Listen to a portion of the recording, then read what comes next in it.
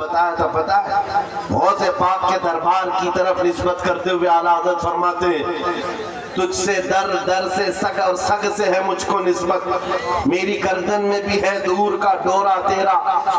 سگ کس کو کہتے؟ کتے کو کہتے ہیں۔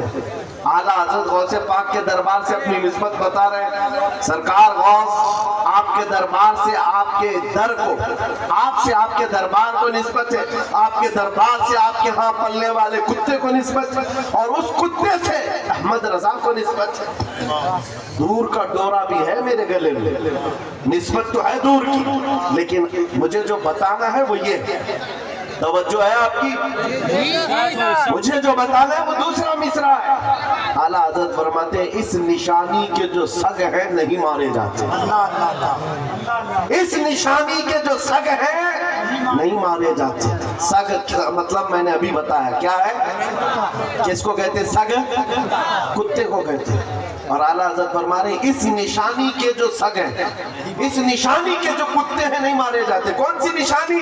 جس کتے کے گلے میں پٹا پڑا ہو اسے میونسپلٹی والے نہیں پکڑتے، اس کو اٹھا کر نہیں لے جایا جاتا۔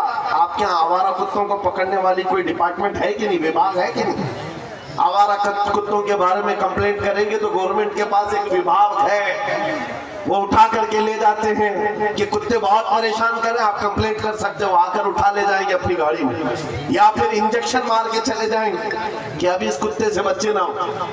لیکن جس کتے کے گلے میں پٹا ہو اسے کوئی نہیں اٹھاتا، کیوں؟ اس لیے کہ وہ نشانی ہے، اس کا کوئی مالک ہے، یہ پالا ہوا ہے، یہ آوارہ نہیں ہے، پالا ہوا ہے۔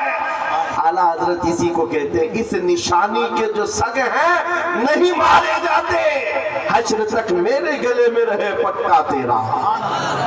میں آپ کو اس شعر پر بتانا چاہتا ہوں، جب تک بکے نہ رہو گے خالی رہو گے، دنیا بار بار تمہیں خریدنے کی کوشش کرے گی، ایک بار تمہارے نام کے ساتھ یہ تھپا لگ جائے یہ بازار مصطفیٰ میں بکا ہوا ہے، بڑے سے بڑا کروڑ پتی بھی تمہارے قریب آنے سے خوف کھائے گا، یا ڈرے گا کہ اب اس کو خریدنا آسان نہیں ہے۔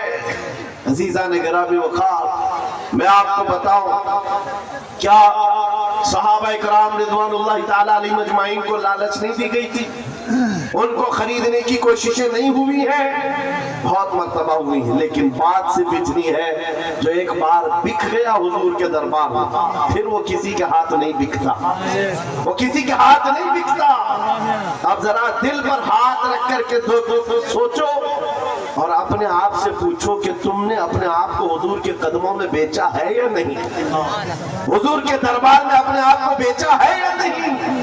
اگر بیچ لیا ہے تو بے خوف ہو کر جیو، اگر بیچ لیا ہے بے خوف ہو کر کے جیو، کچھ نہیں ہونا ہے۔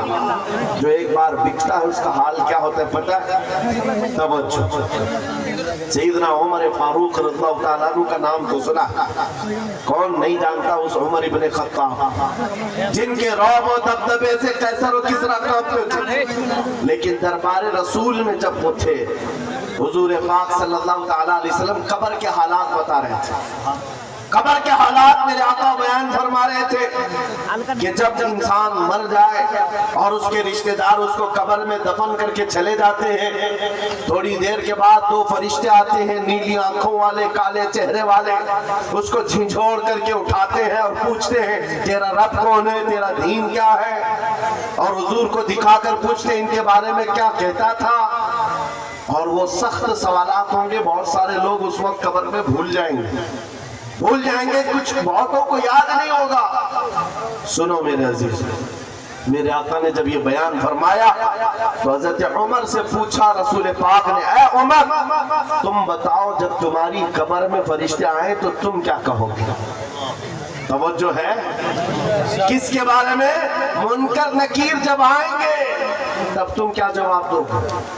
یہ تو ڈر کی بات تھی، خوف کی بات تھی، قبر میں کون نہیں ڈرے گا، سوچ کر آج ڈر لگتا ہے۔ حضرت عمر نے پہلے حضور سے یہ پوچھا، یا رسول اللہ آپ سے بھی اتنا بتا دے، آج جو میں آپ سے محبت کرتا ہوں کیا میری موت کے بعد بھی یہ محبت قائم رہے گی؟ یہ محبت قائم رہے گی۔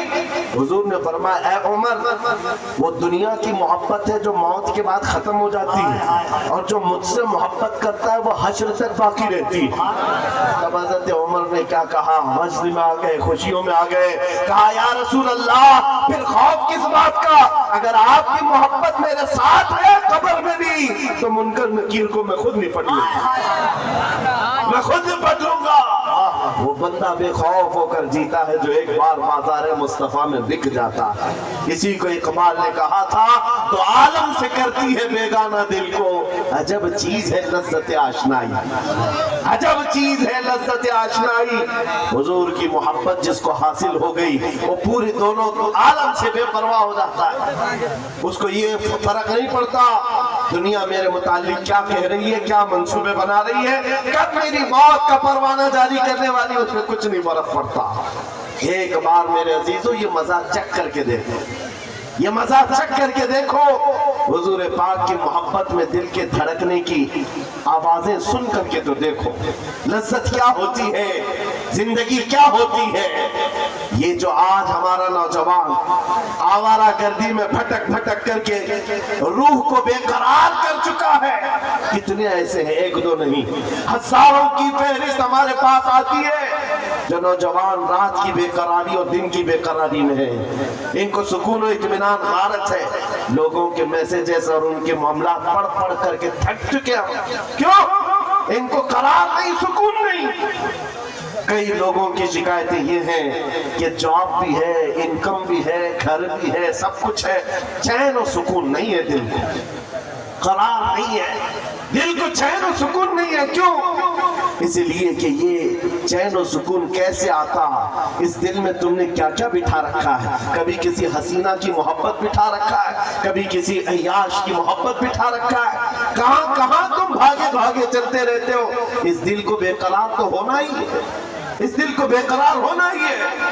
اور اسی لیے اعلیٰ حضرت کی سنو، دل کون سا مطمئن ہوتا ہے، کون سا دل مطمئن ہوتا ہے؟ دل ہے وہ دل جو تیری یاد سے معمور رہا، دل ہے وہ دل جو تیری یاد سے معمور رہا، اور سر ہے وہ سر جو تیرے نام پہ قربان گئے۔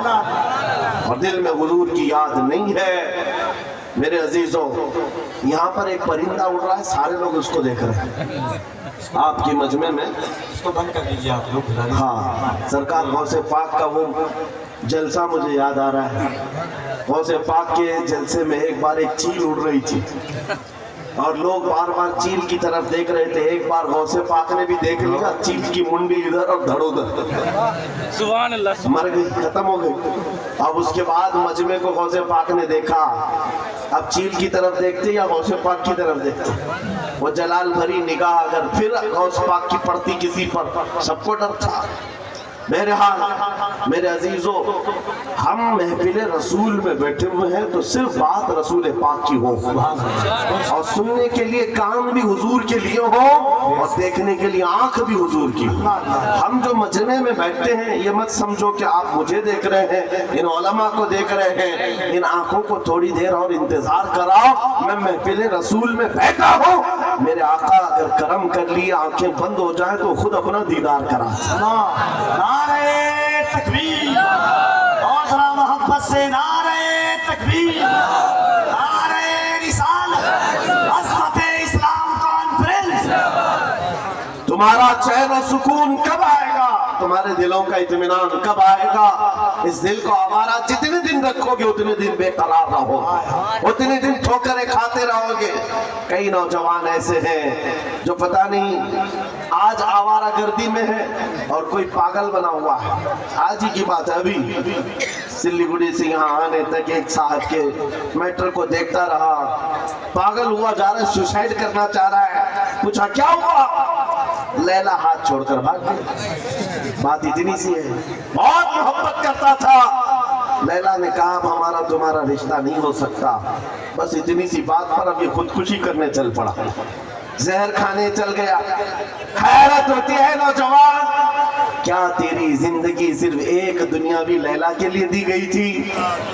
کیسا بزدل آدمی ہے تو، کیسا بزدل ہے، ایک लड़की के लिए जीना चाहता है। अरे उस खालिद बिन वलीद को पढ़ा होता, उस खालिद बिन वलीद को पढ़ा होता, कहते हैं मैं तो हर जंग में इसलिए जाता कि शहीद हो जाऊं, हर जंग में जाता था कि शहीद हो जाऊं, शहादत नहीं मिलती थी। और फिर कहते मेरे पूरे जिस्म में एक बालिश्त जगह भी बाकी नहीं जहां तीर या तलवार न लगी।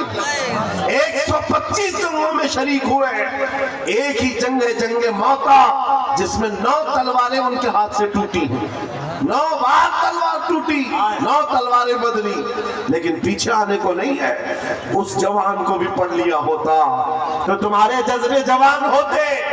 हैरत की बात यह है आज ये जो पागल मजनू बना घूम रहा है बेकरारी में, ये खालिद बिन वलीद को कहां पढ़ा होगा?